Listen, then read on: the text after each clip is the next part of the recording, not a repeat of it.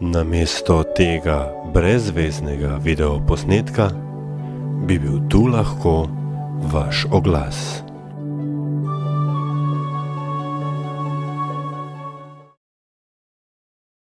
Poslušate in gledate Radio Kaos. Pred mestno hišo se je pred današnjo sejo mestnega sveta zbralo približno 100 občanov, ki so v podpori prvič združene opozicije nasprotovali sprejetju odloka o cestno-prometni ureditvi, ki bi dokončno uredil zaporo mestnega središča.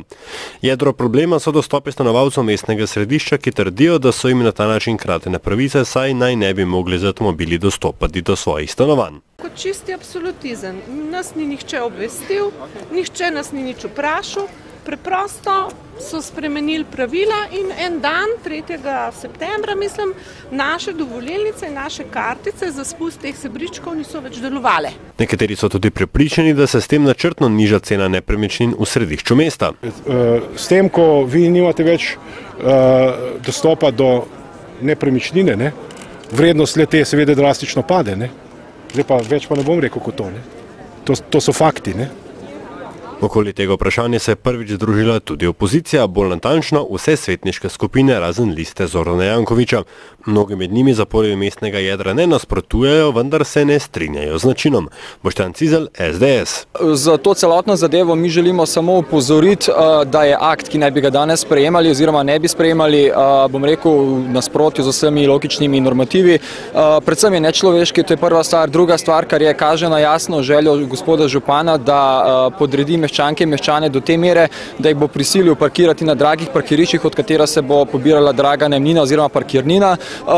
In pa moram reči, da tudi sam odlok, ki naj bi ga danes sprejemali, je poln, bom rekel, nekih nesmislov in pa pravno tudi zelo sporen. Vi današnji zbor torej podpirate? Absolutno, podpiramo meščanke in meščane, predvsem zato, ker to ni zbor proti, bom rekel, zapori mestnega jedra, ampak je dejansko zbor proti temu, da gospod župan samovoljno, brez predhodnih pomislekov, brez predhodnih razgovorov, konkretnih razgovorov zapira mestno jedro, zgolj zato, da bo lahko potem rekel, nekaj smo pa naredili oziroma izpolnil sem neko predvolilno obljubo. Tudi nekaj strokovnih pripomb se je našlo. Arhitekt in urbanist Janko Rožič o predlaganih rešitvah pravi.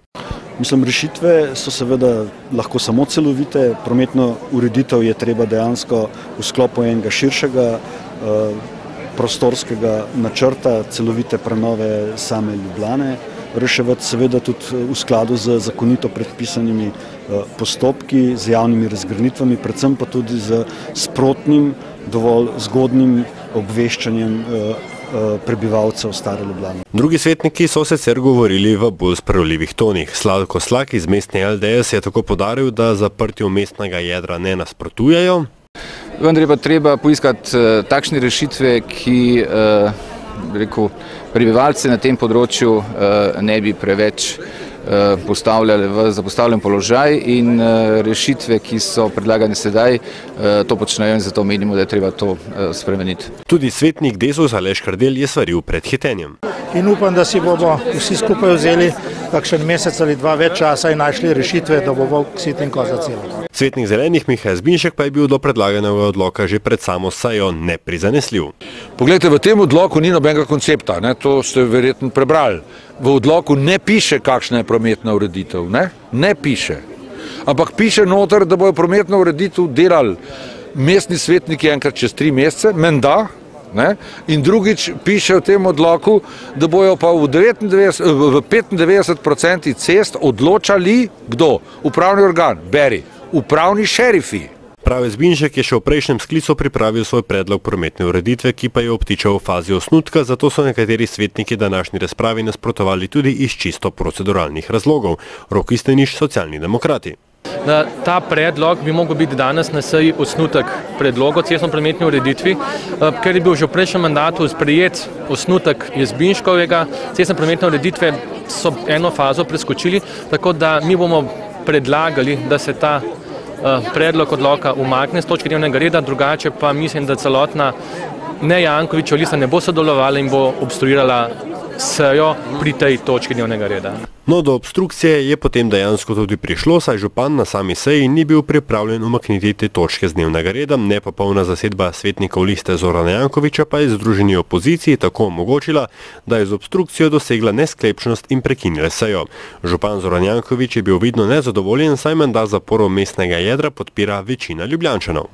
Videli se bo vse ankete, da več kot 85% meščanov podpira zaporo mestnega jedra in to, da sami rečejo, da tudi opozicijski svetniki, da podpirajo zaporo mestnega jedra, ampak da je potrebno urediti za stanovalce dovoz, ne vem, kako naj to si razlagam. Kako bo pustil nekdo avto na Prešernovem trgu, ko bo imel dovoz do svojega doma, obenem pravim, kažejo, da je treba mestno jedro zapreti za avtomobile. Po drugi strani je ta ureditev pripravljena že več kot 4 mesece in je mnogo bolj mila za stanovalce, kot je bila tista, ki je pripravil lansko leto Jazbinšek. Imajo stanovalci sedaj po novem na Galovskem nabrežju veliko več prostora za sebe, kajti drugem smo preprečili dohod. Nekateri amandmaji so bili na odborih potrjeni, sprejeti in sem danes mislil, da bo šlo zelo enostavno.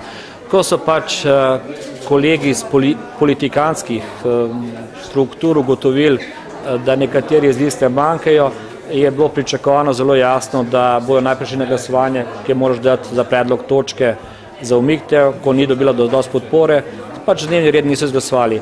Vidimo se v ponedeljek čez en teden. Za Radio Kaos, Aljaž Pengov-Bitenc.